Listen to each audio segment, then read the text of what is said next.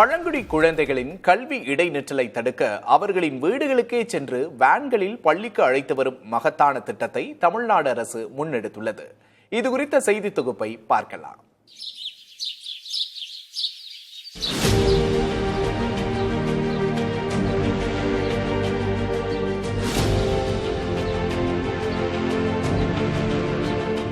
சத்தியமங்கலம் புலிகள் காப்பகத்தின் அடர்ந்த வனப்பகுதிகளான காளித்திம்பம், ராமர் அணை, மாவனத்தம், தொட்டபுரம் போன்ற கிராமங்களில் வசிக்கும் குழந்தைகளின் கல்வி பயணம் பாதுகாப்பானதாக மாறியுள்ளது.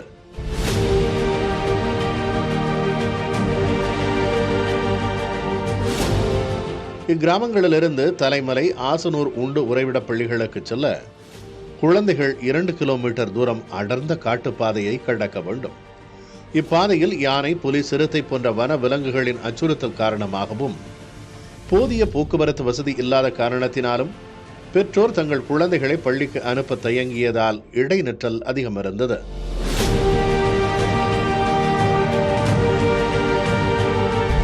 இதற்கு தீர்வு காணும் வகையிலேயே தமிழக அரசு இப்போது 2 புதிய பள்ளி வாகனங்களை தலைமலை மற்றும் ஆசனூர் உண்டு உறைவிட பள்ளிகளுக்கு வழங்கியுள்ளது. ஸ்கூல் போகாம அப்படியே இருந்தாங்க. ஆணை, சிறுத்தை எல்லாமே வழியில இருக்குதுன்ட்டு பயந்துட்டு இந்த ஜீவாவுக்குலாம் வண்டிக்கு போக முடியாது அப்படின்ட்டு இருந்தாங்க. இப்போ வண்டி வந்ததுனாலே அவங்களுக்கு நல்ல சந்தோஷம். ஸ்கூல் போற பசங்க கம்மி தான், ஒரு 10-15 பேர் போயிட்டு இருக்காங்க.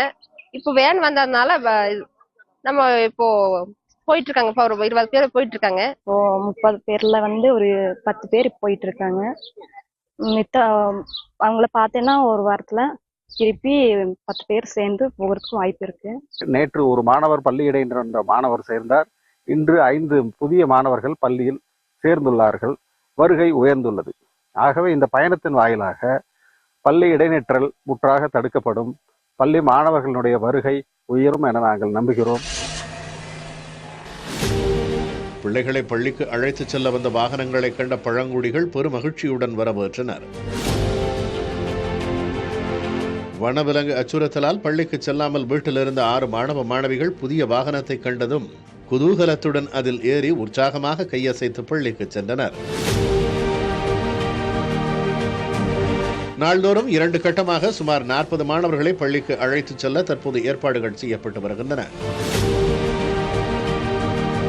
இந்த வேன்களில் GPS கருவி பொருத்தப்பட்டிருப்பதால் வாகனம் எந்த இடத்தில் செல்கிறது என்பதை பெற்றோரும் அதிகாரிகளும் துல்லியமாக கண்காணிக்க முடியும். வாகன பராமரிப்பு பணிகளுக்காக சத்தியமங்கலம் சுடர் தொண்டு நிறுவனத்துடன் தமிழக அரசு புரிந்துணர்வு ஒப்பந்தம் மேற்கொண்டுள்ளது. அரசின் இந்த சிறப்பான முயற்சியை பழங்குடி மக்கள் நன்றி கூறி வரவேற்கின்றனர்.